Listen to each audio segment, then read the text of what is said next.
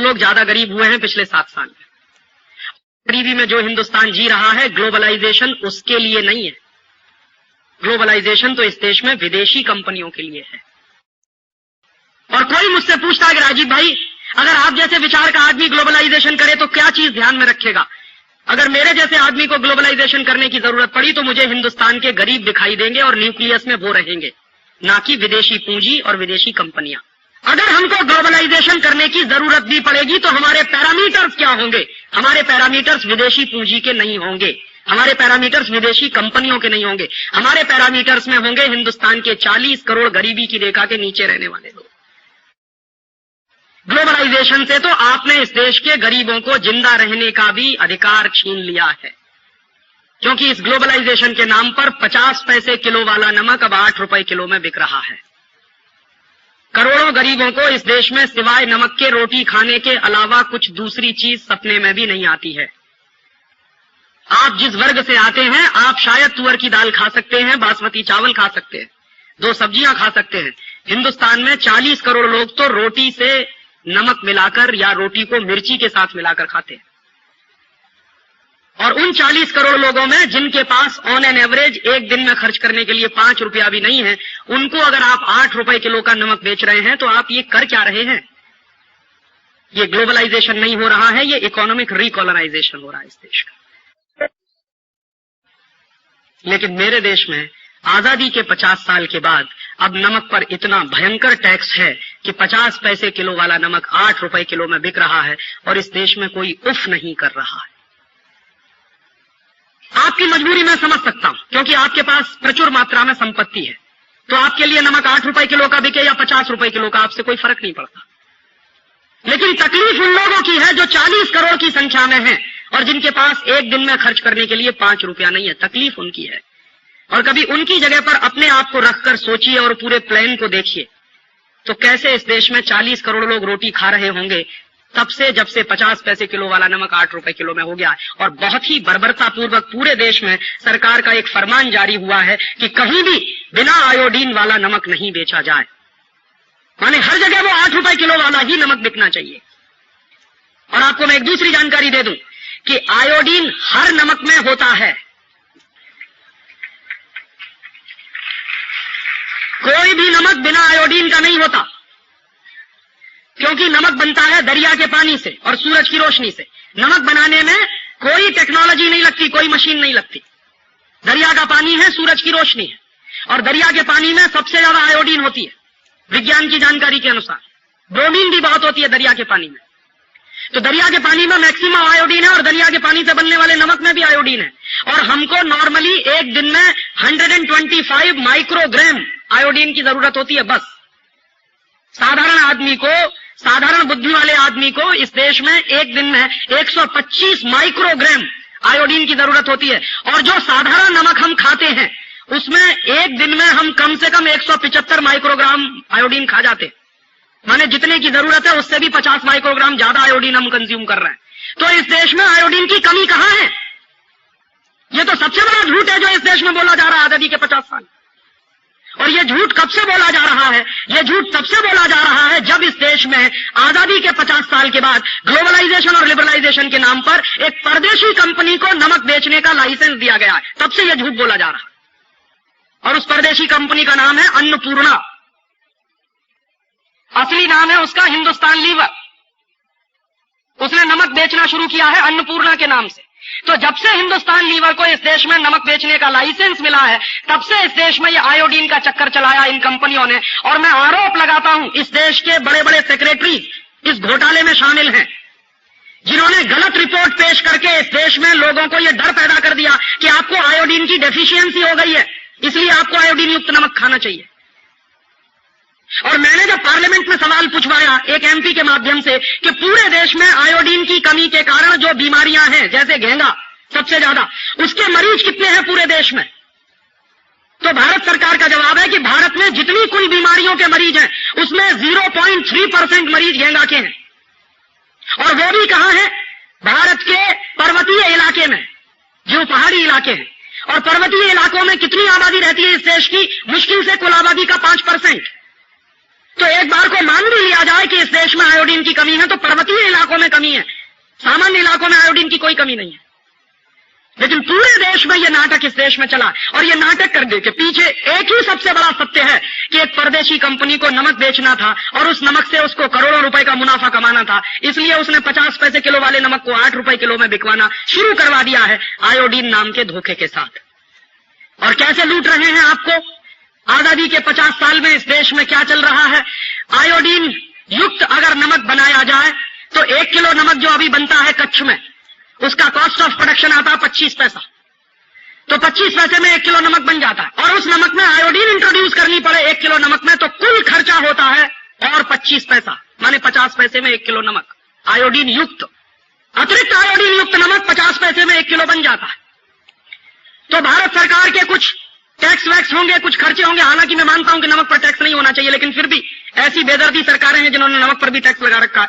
तो कुछ tax wax मान लीजिए आप, और कुछ ट्रांसपोर्टेशन का भी मान लीजिए, तो 50 पैसे किलो वाले नमक में आमदनी भी मिला के, इनकम भी मिला के 1 रुपए किलो में बिक जाना चाहिए, लेकिन वो बिक रहा है 8 रुपए किलो। और औसतन 1 किलो नमक पर जो मुनाफा है वो 6.5 रुपए के आसपास का है। और सारे देश में कितना नमक बिक रहा है इस समय? भारत सरकार के आंकड़े बताते हैं 40 लाख टन नमक घरों में इस्तेमाल हो रहा है इस समय। तो 40 लाख टन नमक अगर घरों में इस्तेमाल हो रहा है और 1 किलो नमक 8 रुपए में है और 1 किलो नमक पर 6.5 रुपए का प्रॉफिट है, तो आप जान लीजिए आपकी जेब से 2400 करोड़ रुपए एक साल में लूटे जा रहे हैं आयोडीन के नाम पर। और आजादी के 50 साल में अगर इसी देश की सरकारें देश के गरीब लोगों के खीसे में से 2400 करोड़ रुपए निकाल रही हैं, तो इन सरकारों को हम क्या कहें? मैं कभी कभी जब बहुत गुस्सा होता हूं और दुखी होता हूं तो मैं कहता हूं कि नाथूराम गॉडसे ने तो गांधी के शरीर की हत्या की थी, और इन लोगों ने तो गांधी के विचार को मार दिया है। ये तो नाथूराम गॉडसे से बड़े हत्यारे हैं इस देश में।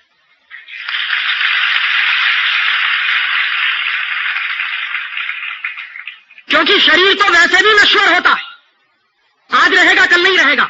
विचार महत्वपूर्ण होता है किसी भी आदमी का, और नमक सत्याग्रह इस देश में एक विचार था, क्रांति का एक प्रतीक था।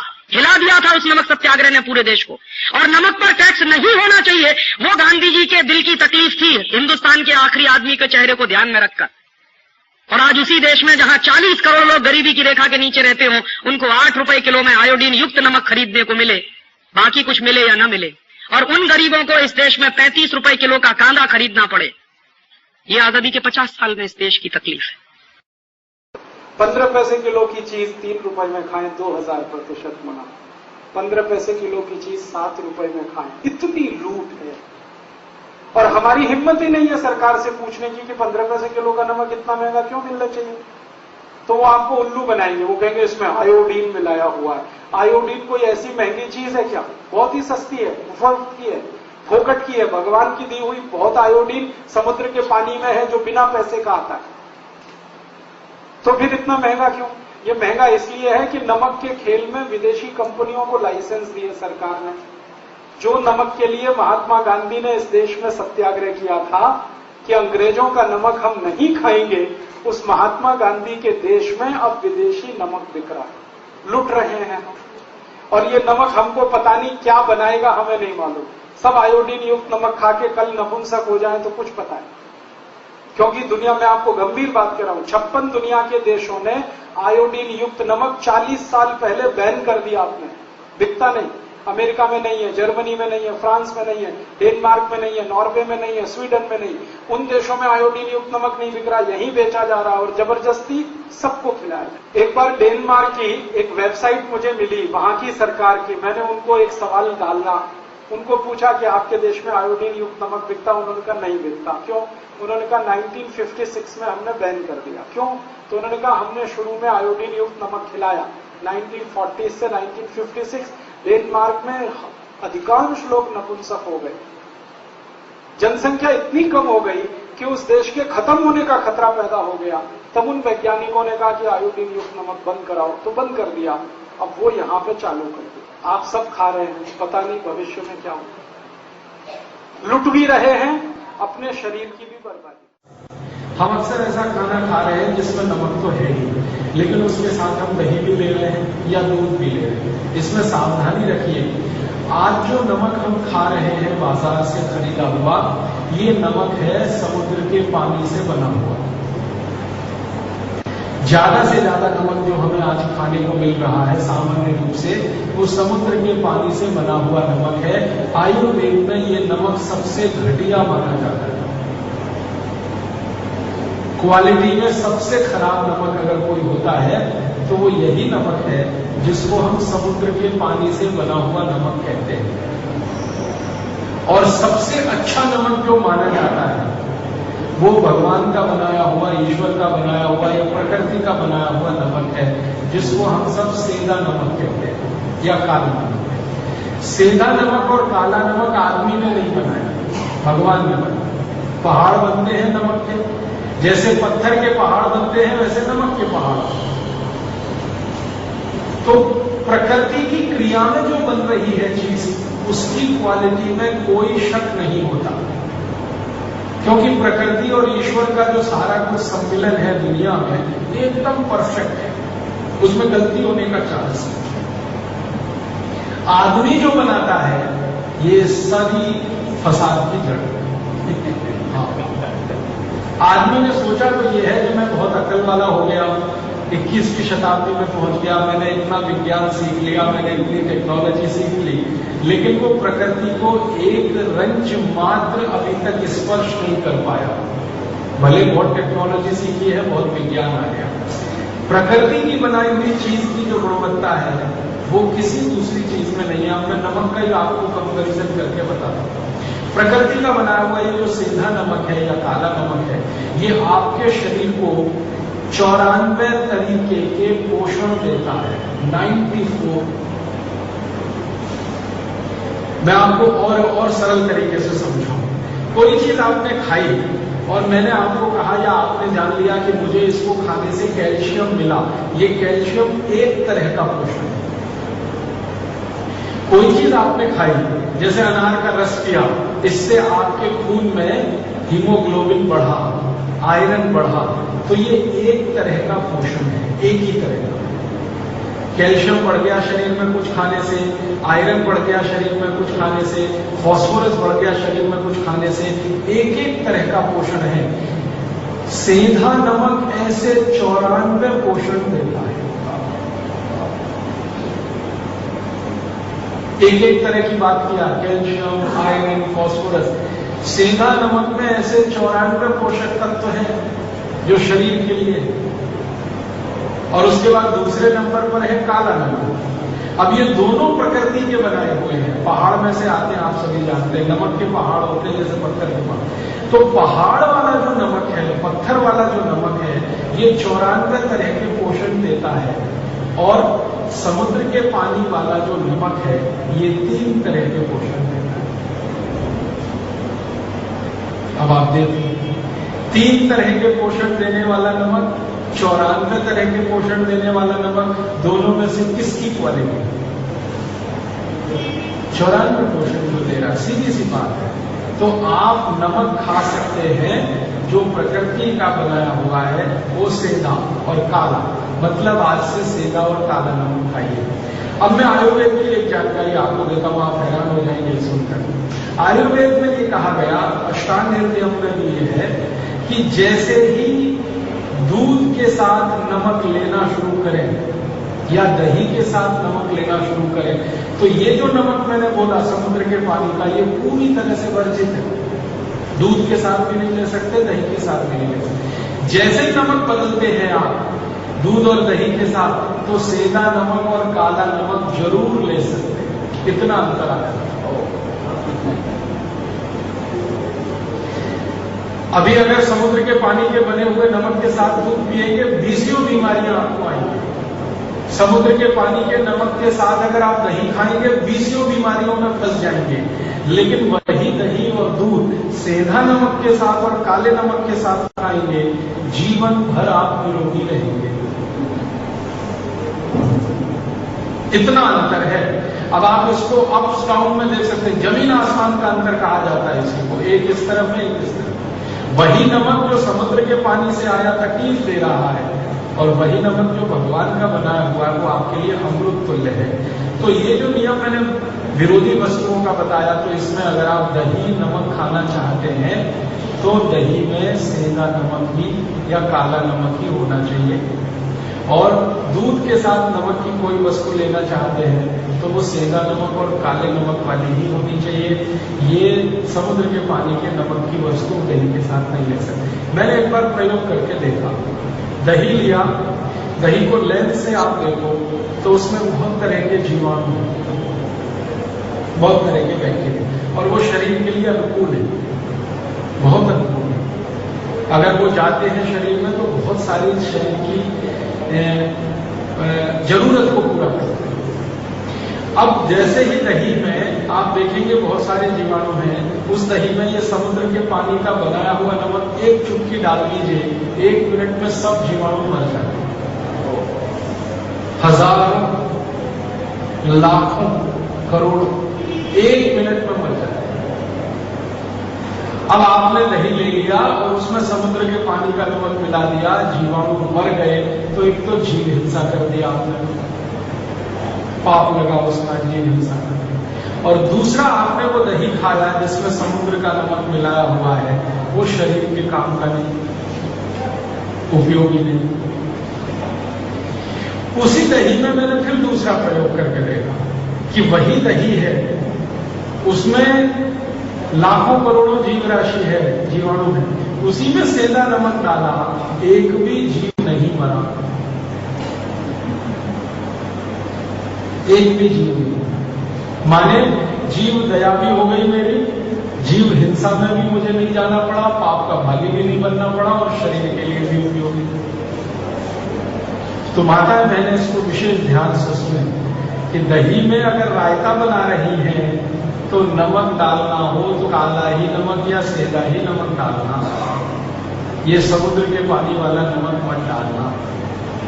और मेरी तो एक छोटी सी विनती आप मान लीजिए तो बहुत ही अच्छा है, घर में लाना ही नहीं, ये समुद्र के पानी का नमक लाना ही नहीं। ये समुद्र के पानी का नमक इंडस्ट्रियल यूज के लिए तो ठीक है, औद्योगिक उसका उपयोग होता है। भारत में बहुत सारी ऐसी इंडस्ट्रीज हैं जिसमें नमक लगता है, जैसे आइस इंडस्ट्री है ना, बर्फ बनाने वाले जितने कारखाने हैं सबको नमक चाहिए, ऐसे बहुत उद्योग हैं जिनमें नमक लगता है। तो उन उद्योगों के लिए रहने दो इसको, समुद्र वाले नमक को, जीवन में खान पान में इसको मतलब। और मैंने भारत का थोड़ा इतिहास पढ़ा है तो मैंने ये जाना और उसके दस्तावेज भी देखे हैं, 1930 के पहले तक, सन 1930 के पहले तक इस भारत में एक भी व्यक्ति समुद्र के पानी का नमक नहीं खाता था, एक भी व्यक्ति। खाने में नमक जो इस्तेमाल होता था वो सेंधा या काला। और राजस्थान के कुछ इलाकों में झीलें हैं, प्रकृति की बनाई हुई झीलें, जैसे सांभर, एक बड़ी झील का नाम है सांभर। सांभर झील का नमक भी भगवान का बनाया हुआ है, वो झील भी भगवान की बनाई हुई है, प्रकृति की बनाई हुई है। वो झील मनुष्य ने नहीं बनाई, वो प्रकृति से बनी है। उस झील में से तैयार हुआ नमक भी प्राकृतिक नमक माना जाता है। तो ज्यादा लोग इस्तेमाल करते रहे हैं सांभर झील का नमक, सेंधा नमक और काला नमक 1930 के पहले तक। 1930 में महात्मा गांधी ने जब से नमक सत्याग्रह किया, उसके बाद से ये समुद्र का नमक चलन में आया और लोगों ने उसको खाने में भी डाला। 1947 में क्या हुआ, दुर्भाग्य से हमारे देश का बंटवारा हो गया, पाकिस्तान भारत से अलग हो गया। अब सौभाग्य या दुर्भाग्य जो भी कहिए, नमक के सारे पहाड़ पाकिस्तान के हिस्से में आ गए। नमक के सारे पहाड़ पाकिस्तान के हिस्से में आ गए। पाकिस्तान में 2 जिले हैं, एक का नाम लाहौर और एक का नाम कराची। उसके आसपास सारे पहाड़, ज्यादा से ज्यादा नमक के पहाड़। तो हमारी मजबूरी ये हो गई कि पाकिस्तान से नमक आए तो हम खाएं, सेंधा नमक, काला नमक ज्यादा उसी इलाके में आया। बंटवारा कुछ इस तरह का हुआ कि नमक के पहाड़ उस तरफ चले गए। तो बहुत दिन तक ये नमक आता नहीं था पाकिस्तान से, तो लोगों की मजबूरी हो गई, क्योंकि बहुत दिन तक भारत और पाकिस्तान की ऐसी दुश्मनी रही है। आप जानते हैं, आजादी मिलते ही पाकिस्तान ने भारत पर हमला कर दिया था कश्मीर छीनने के लिए। तो वो दुश्मनी ऐसी थी उन दिनों में कि बहुत साल तक तो आ नहीं पाया, तो लोगों की मजबूरी हो गई कि भाई क्या करें। तो फिर लोगों ने ये मजबूरी में समुद्र का नमक खाना शुरू कर दिया और धीरे धीरे समुद्र का नमक बनना बढ़ता चला गया। इंडस्ट्रियल यूज के साथ वो घर में भी आने लगा। और मैं आपको विनम्रतापूर्वक कहना चाहता हूं कि उसी समय से ब्लड प्रेशर भी हमारे यहां घुस गया। ये जो आजकल आपने सुना है ना, ब्लड प्रेशर हाई हो गया, हाई हो गया, हाई हो गया, मैं आपको ये बताना चाहता हूं कि भारत के लोगों को हाई ब्लड प्रेशर कब से आया। भारत के लोगों में हाई ब्लड प्रेशर उस दिन से आया जिस दिन से हमने समुद्र के पानी का नमक खाया।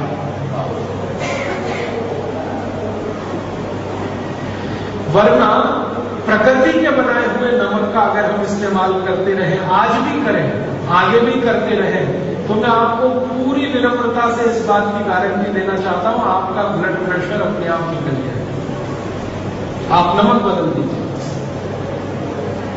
जो आप समुद्र के पानी का नमक ला रहे हैं, इसको बदल दीजिए। सेंधा नमक लाना और काला नमक लाना शुरू कर दीजिए। आपका बीपी अपने आप कम हो जाएगा और बिल्कुल निकल जाएगा शरीर से बिना किसी दवा के।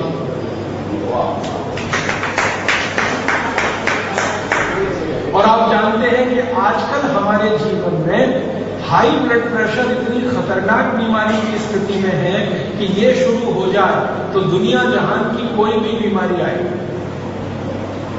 ब्लड प्रेशर हाई हो गया तो हार्ट अटैक आ सकता है, ब्लड प्रेशर हाई हो गया तो ब्रेन हेमरेज हो सकता है, ब्लड प्रेशर हाई हुआ तो ट्राइग्लिसराइड्स बढ़ेंगे, ब्लड प्रेशर हाई हुआ कोलेस्ट्रॉल बढ़ेगा, ब्लड प्रेशर हाई हुआ खून गाढ़ा होता जाएगा, ब्लड प्रेशर हाई हुआ किडनी डैमेज कर देगा, ब्लड प्रेशर क्या नहीं कर देगा।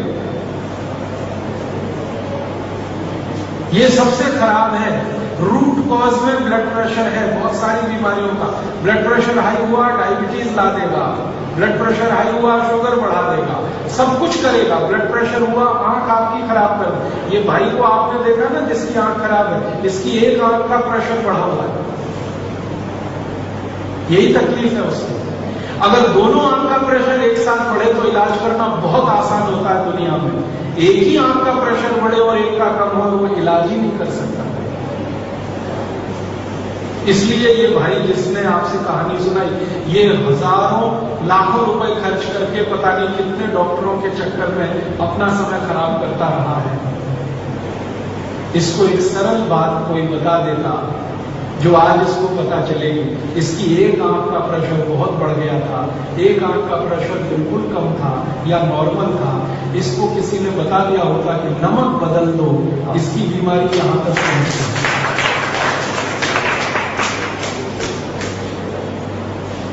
छोटा सा ज्ञान, नहीं होने का दुष्परिणाम और होने का फायदा।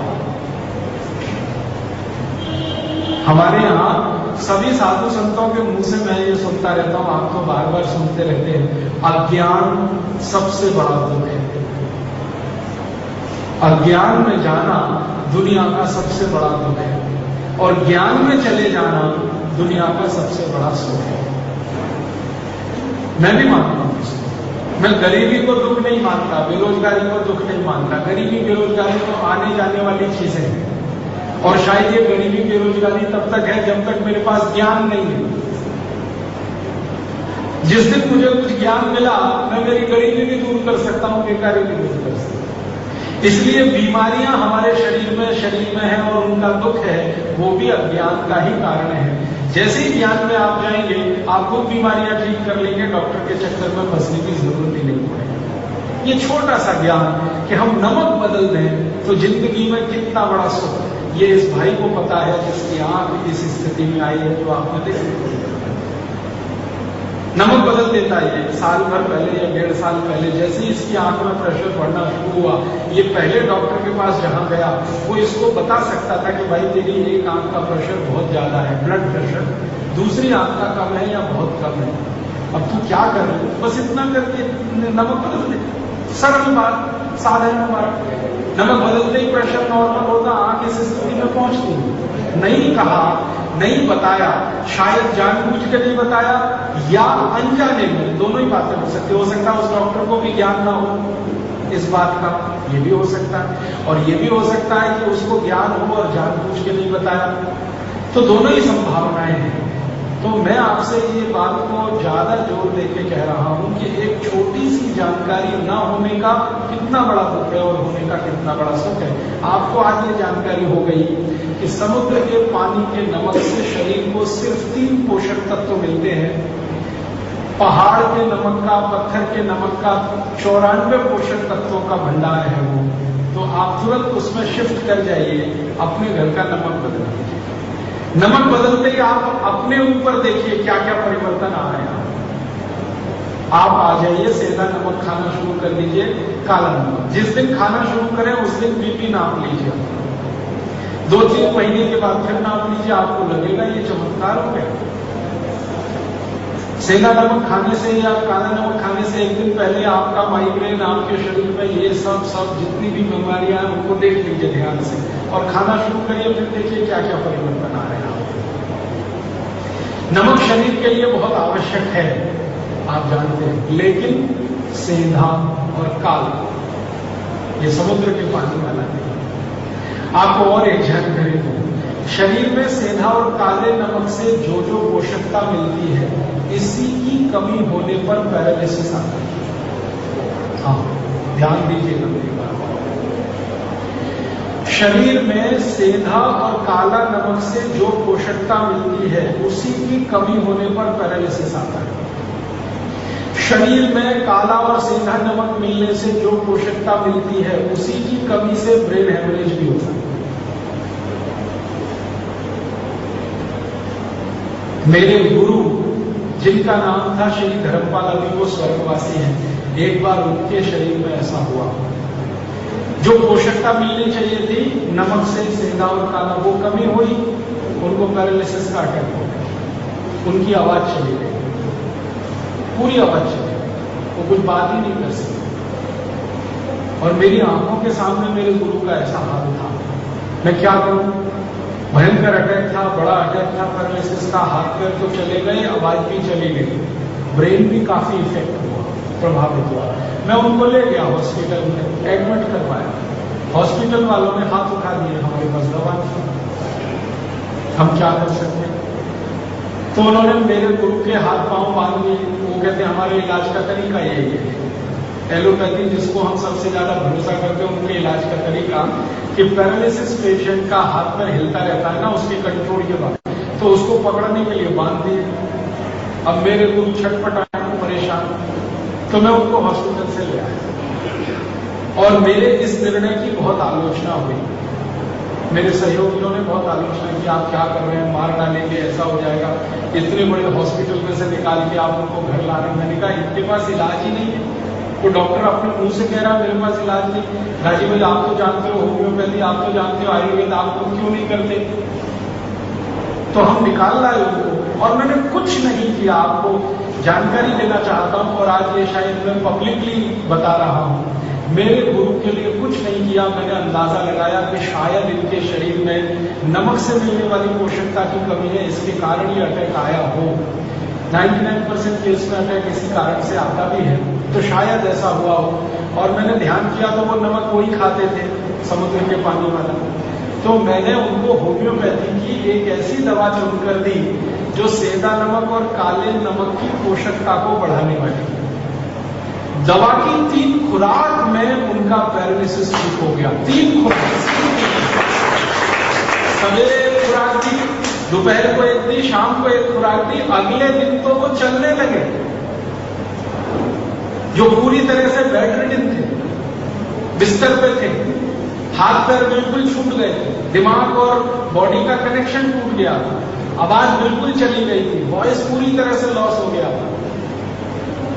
सवेरे अगले दिन 3 दवा, 3 खुराक सुबह दोपहर शाम की देके अगले दिन सवेरे मैंने देखा कि वो अपने से घिसटते घिसटते बाथरूम जा रहे। और 3 खुराक के बाद चौथी दी नहीं मैंने। 2 दिन के बाद उनकी आवाज वापस आई और 4-5 दिन में बॉडी के सारे फंक्शन नॉर्मल हुए। और 10 दिन के बाद जिसने भी उनको देखा वो यही कहता था, धर्मपाल जी मुझे नहीं लगता आपको कोई अटैक आया। जो भी देखे वो ये कि हमें नहीं लगता था कि कोई अटैक आया। माने इतनी नॉर्मल हो गई सारी कंडीशन। और जब उनकी बेटी उनको मिलने आई, वो जर्मनी में रहती है, तो वो खुद हैरान हो गई। फिर उसने पूछा क्या किया? मैंने कहा कुछ नहीं, होम्योपैथी की एक दवा दी थी, वो दवा का एक ही काम है कि नमक से जो पोषकता चाहिए शरीर को वो नमक नहीं दे पाया, या नमक नहीं खाने से वो पोषकता नहीं थी शरीर में, वो दवा मैंने दे दी, 3 खुराक में चमत्कार कर दिया। ऐसे ही होता है। तो हम जब कहते हैं ना दवा का चमत्कार है, दवा का चमत्कार क्या है? कुछ खास नहीं है। आपके शरीर में जो पोषकता में कमी आई और उसके कारण से जो तकलीफ में आप फंस गए, वो पोषकता किसी तरह से दे दो। अगर उस समय में उनको नमक का पानी उबाल के दे देता तो भी वो ठीक हो जाता। मैं दवा नहीं देता, सेंधा नमक लेके, काला नमक लेके पानी में डालता, पानी को उबालता और वो 1-1 चम्मच पानी मिलाता तो भी ठीक हो जाते। लेकिन मुंह उनका खुलने की स्थिति में नहीं था तो पानी जाए कैसे? इसलिए दवा देनी, नहीं तो वो वैसे भी ठीक हो। तो ये उदाहरण मैंने आपको सिर्फ इसलिए दिए हैं कि आप इसकी गंभीरता को समझ लें। अपने जीवन में जो एक बड़ी गलती हम कर रहे हैं, भूल कहना चाहिए उसको, गलती नहीं है, गलतियों का तो सुधारा होता है, भूल सुधरती नहीं। तो बड़ी भूल कर रहे हैं वो एक ही है, हमने नमक अपने घर में ले आया, आयोडीन युक्त टीवी का विज्ञापन देखते। रोज टीवी हमें उल्लू बना रहा है, आयोडीन युक्त नमक खाओ नहीं तो पागल हो जाओगे, घेंगा हो जाएगा। मैं देश में 12 साल से घूम रहा हूं, कोई एक पेशेंट मुझे मिले जिसने आयोडीन युक्त नमक नहीं खाया और उसको घेंगा हुआ हो, मिला नहीं आज तक। सरकार को बार बार मैं कहता हूं भाई मुझे दे दो, फोकट में ठीक करूंगा। जिनको आयोडीन युक्त नमक नहीं खाने से घेंगा हुआ ऐसे पेशेंट मुझे दे दो, मैं मेरे खर्चे से, मेरे पैसे से उनका ट्रीटमेंट करूंगा, ठीक करूंगा। एक भी मरीज सरकार मुझे नहीं दे पाई। मैंने सरकार से लिस्ट मांगी कि दे दो मुझे एक सूची, किस किस गांव में कौन कौन आदमी है जिसको आयोडीन युक्त नमक नहीं खाने से घेंगा हुआ। आज तक सूची नहीं आई। हाँ, भारत में जम्मू कश्मीर, हिमाचल प्रदेश और उत्तरांचल, ये पहाड़ के कुछ राज्य हैं, वहां जरूर मैंने कुछ मरीज देखे हैं जिनको आयोडीन की कमी से घेंगे की समस्या है। आप ध्यान से सुनिएगा इस बात। 3 राज्य हैं और 3 राज्यों के नजदीक में कुछ हो सकते हैं। मैंने 3 राज्य मेरी आंखों से देखे हैं, जम्मू कश्मीर, हिमाचल और उत्तराखंड। इन 3 राज्यों में पहाड़ पर, ऊंचाई पर रहने वाले कुछ लोगों में आयोडीन की कमी है शरीर में, तो उनको घेंगा है, वो समझ में आता है। लेकिन पहाड़ से नीचे उतरकर मैदानों में रहने वाले किसी आदमी को ये कमी नहीं है, हो नहीं सकती। कारण जानते क्या? पहाड़ों की ऊंचाई पर जो वनस्पतियां पैदा होती हैं, जो सब्जियां पैदा होती हैं, जो दालें पैदा होती हैं, उनमें प्राकृतिक रूप से आयोडीन कम है। और मैदानों में जो सब्जियां और दालें पैदा होती हैं, उनमें प्राकृतिक रूप से आयोडीन भरपूर है। मैं आपको चेन्नई के बारे में कह सकता हूं। चेन्नई में आधा कटोरी दाल आप खा लो, पकी हुई दाल, सांभर के रूप में चाहे रसम के रूप में, आपके एक दिन की आयोडीन जितनी चाहिए उतने में ही पूरी हो जाती है। आधा कटोरी दाल मात्र खाने से एक दिन के आयोडीन की आवश्यकता पूरी हो जाती है। चेन्नई में, बेंगलोर में भी यही हाल है, हैदराबाद में भी यही हाल है। अगर पहाड़ में जाएंगे तो वहां थोड़ी जरूरतें नहीं हो पाती। तो मेरा सरकार को बार बार ये कहना है कि भाई पहाड़ों में अगर ये कमी ज्यादा है तो उनको खिलाओ आयोडीन युक्त नमक। हमको क्यों खिला रहे जबरदस्ती? हम तो सभी दाल खाने वाले लोग हैं। आधी कटोरी दाल आप में से कौन है जो रोज नहीं, चाहे सुबह चाहे शाम, सभी खाते हैं। हम सब शाकाहारी हैं, बिना दाल के जिंदा नहीं रह सकते। तो हम सबको तो आयोडीन की कमी है नहीं, फिर जबरदस्ती हमको क्यों खिला रहे हो ये आयोडीन युक्त नमक? और अतिरिक्त आयोडीन जो शरीर में आया, ये क्या खुराफात करेगा कोई बताता नहीं। आपको जानकारी देना चाहता हूं कि जरूरत से ज्यादा आयोडीन अगर शरीर में जमा हो तो इसकी सबसे पहली खुराफात है, ये आदमी को नपुंसक बनाता है। जिनके खून में जरूरत से ज्यादा आयोडीन आ जाती है वो कभी भी बच्चा पैदा कर नहीं सकते। स्त्री हो या पुरुष दोनों ही नपुंसकता में जाते हैं अगर जरूरत से ज्यादा आयोडीन आ जाए। इतनी खतरनाक बीमारी जिस आयोडीन की अधिकता से आती हो वो पूरे देश में टीवी चैनलों पर कभी नहीं बताया जाता। आधी बात बताता है टीवी चैनल, आयोडीन युक्त नमक खाओ, लेकिन ये आधी बात और बताने की जरूरत है कि आपके शरीर में जरूरत से ज्यादा आयोडीन है तो मत खाओ, नहीं तो नपुंसकता में चले जाओगे। अधूरा ज्ञान खतरनाक है। और इसी के चक्कर में मैं देख रहा हूं पिछले कई वर्षों में हमारे देश में लोगों में नपुंसकता बढ़ रही है। शादी को 10-10 साल हो गए, 15-15 साल हो गए, बच्चे नहीं हो रहे। वो आते हैं, सिर पटकते हैं मेरे पास, क्या करें कैसे करें।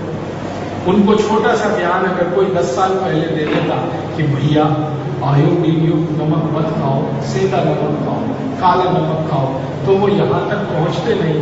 उनको शादी के पहले दूसरे साल में ही बच्चे हो जाते हैं। तो विषय की गंभीरता को आप समझिए कि हम कितनी बड़ी गलती में या भूल में फंस गए, टीवी के विज्ञापन में फंस गए। और टीवी में विज्ञापन कौन कंपनियां कर रही हैं?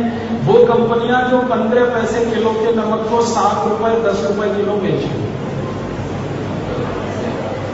आप जानते हैं समुद्र के पानी से नमक बनाना 15 पैसे किलो का खर्च आता है, क्योंकि समुद्र का पानी फोकट का है, टैक्स फ्री है, कॉस्ट फ्री है। और उसके ऊपर पड़ने वाला सूरज का प्रकाश वो भी टैक्स फ्री है और कॉस्ट फ्री है। नमक बनाने में मशीन कोई लगती नहीं। आप जानते हैं समुद्र का पानी एक खेत में हम इकट्ठा करते हैं, सूरज की धूप उस पर गिरती है, पानी बाष्प बन के उड़ जाता है, नमक नीचे रह जाता है। यही है ना, इसमें ना कोई मशीन लगती है, ना बिजली लगती है, ना बिजली ना मशीन, तो कॉस्ट ऑफ प्रोडक्शन तो कम है। 15 पैसे किलो का खर्चा आता है। अब ये 15 पैसे किलो का नमक आपके घर तक आते आते 7 रुपए किलो कैसे हो जाता है? ये उन लूटखोर कंपनियों का सारा तंत्र है, सरकार के साथ मिलकर, कि आपकी जेब में से पैसे खींच लें। जितनी कंपनियां नमक को आयोडीन युक्त करके बेच रही हैं या आयोडीन युक्त नमक है, वो सब लूट रही हैं आपको।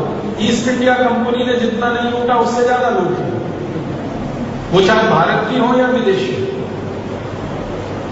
15 पैसे किलो की चीज 7 रुपए किलो, हिसाब लगाओ ना गणित का। 15 पैसे किलो की चीज 30 पैसे किलो अगर आप खरीदो तो मुनाफा 100% हो गया।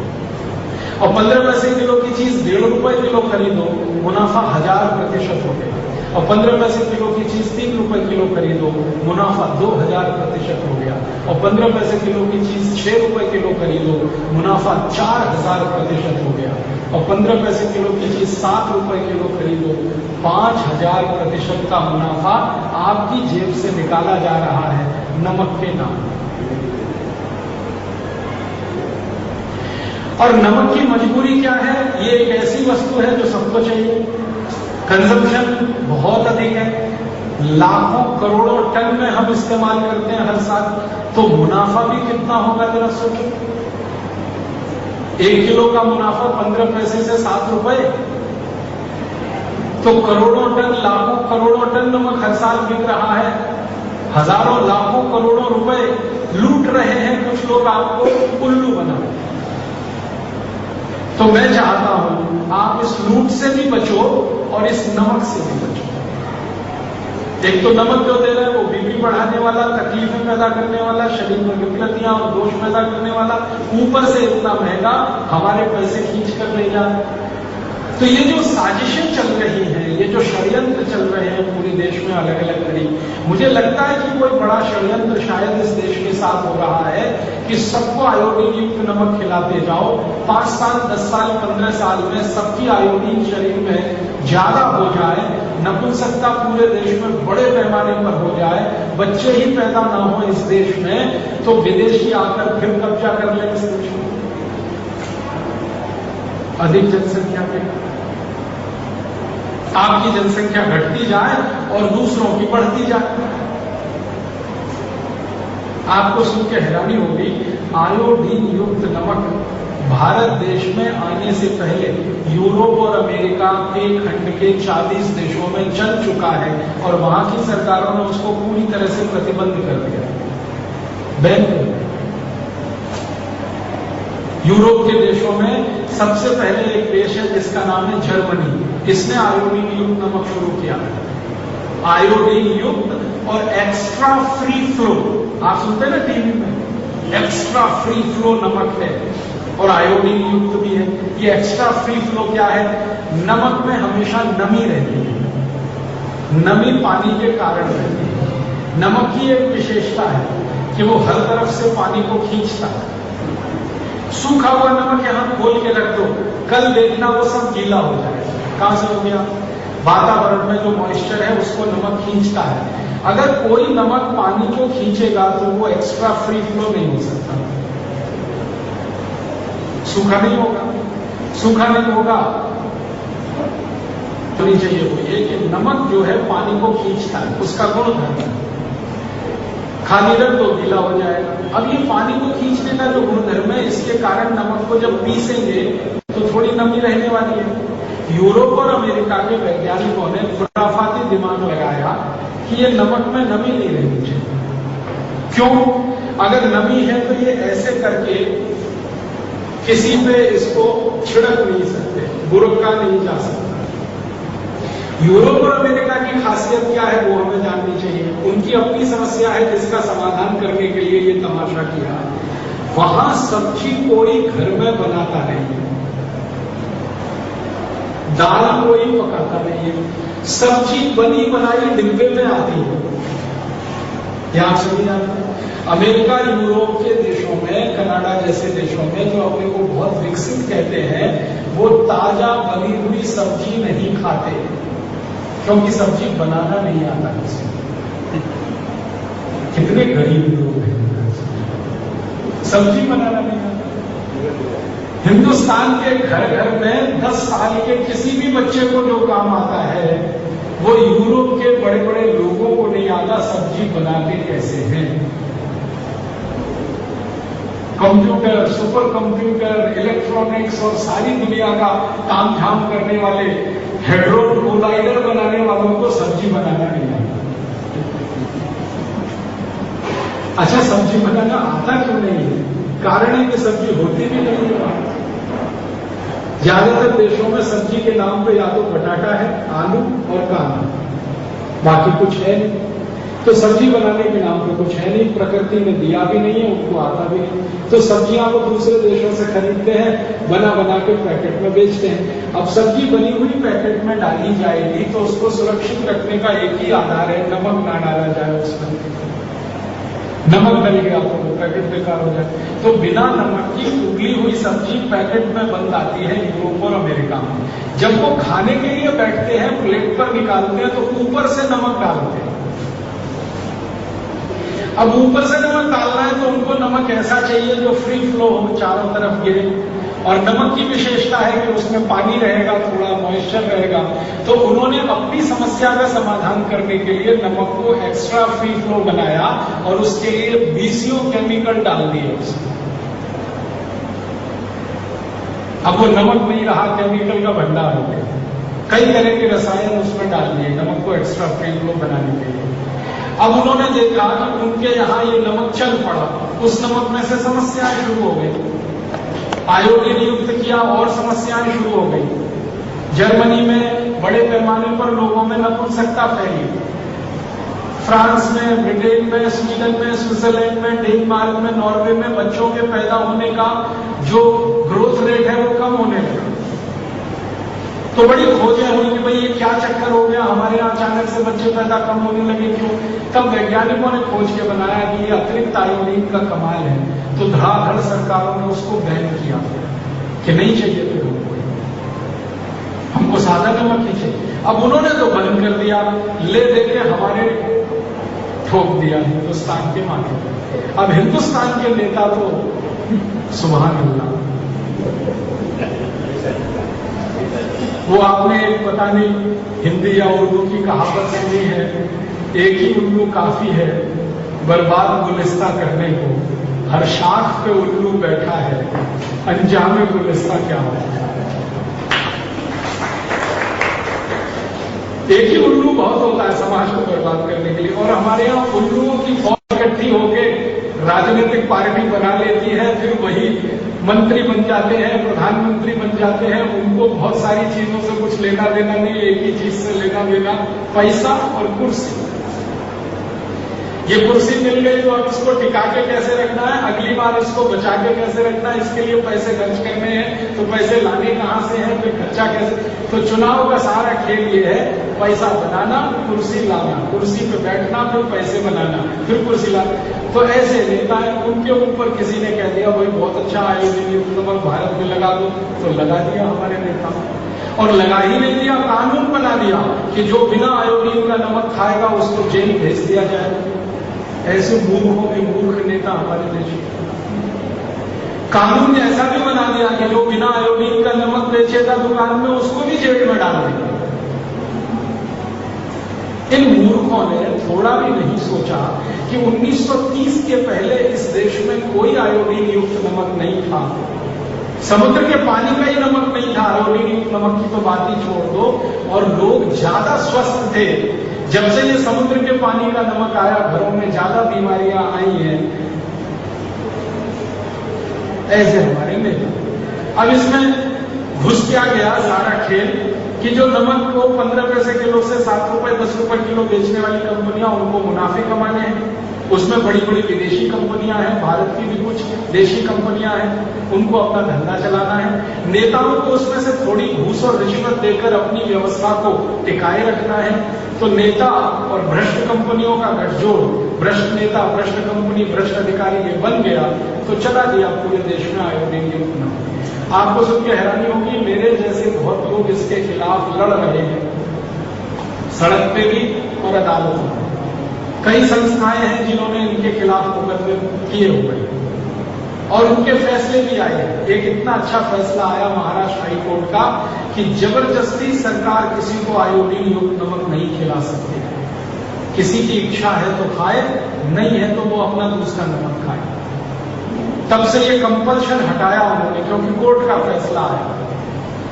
अभी थोड़े दिन में सुप्रीम कोर्ट का भी आने वाला है इसी मामले में फैसला, क्योंकि एक मुकदमा वहां चल रहा है।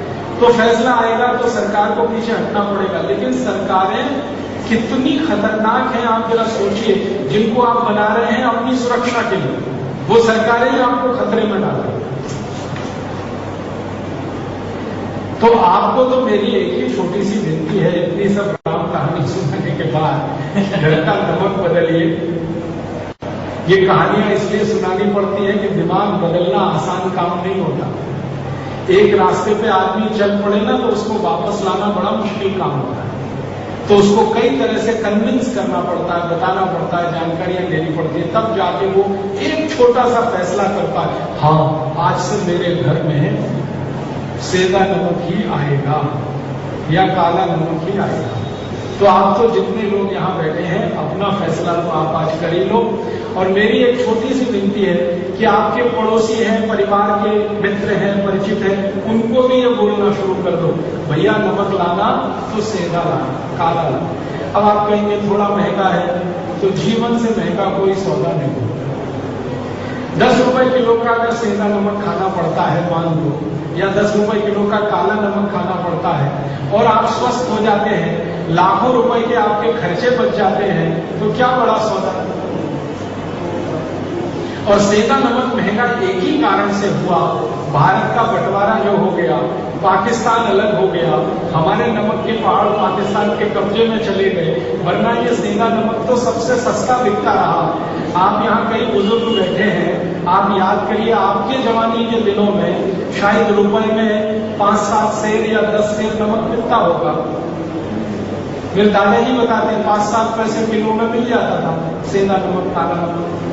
ये महंगा तब से हुआ जब से पहाड़ पाकिस्तान के कब्जे में गए, हमारे हिस्से तो महंगा हो। और अभी महंगा और इसलिए है कि ये इंपोर्ट करके लाना पड़ता है, पहले एक ही देश में मिलता था, अब दूसरे देश से लाना पड़ता है, इसलिए थोड़ा महंगा हुआ।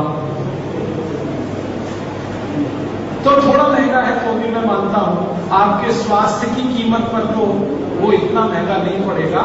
आप उसको लाते जाइए घर में, सेंधा नमक लाइए, काला नमक लाइए। और फिर इस नियम में आप चाहें तो छूट ले सकते हैं कि दूध के साथ नमक की चीज भी लेनी पड़े तो सेंधा नमक और काले नमक की कोई भी चीज ले सकते हैं। जैसे मैंने थोड़ी देर पहले कहा था, कल या परसों कहा था कि शाम को भोजन के तुरंत बाद दूध पिए, दोपहर को भोजन के तुरंत बाद लस्सी या मट्ठा पिए, और सवेरे भोजन के तुरंत बाद जूस पिए, फलों के रस पिए। तो बहुत लोगों के मन में प्रश्न रहा होगा कि अगर हम दूध पी रहे हैं तो नमक की चीज खा रहे हैं, आयुर्वेद तो मना करता है नमक और दूध का। तो ध्यान ये रखें कि जो वस्तुएं नमक की आप बनाएं वो सेंधा नमक और काले नमक की बनाएं, उसके साथ दूध पिए। दही, मट्ठा या छाछ या तक्रम जो ले रहे हैं वो सेंधा नमक और काला नमक डाल कर लें, ताकि जीव हिंसा भी ना हो और आपके शरीर के लिए भी अनुकूल हो। सब्जियां बनाएं सेंधा और काले नमक में, दालें पकाएं सेंधे और काले नमक में, फिर उसके साथ दूध भी लेना संभव है, दही में भी वो डाल के खाना संभव है। तो ये हमेशा से आपको याद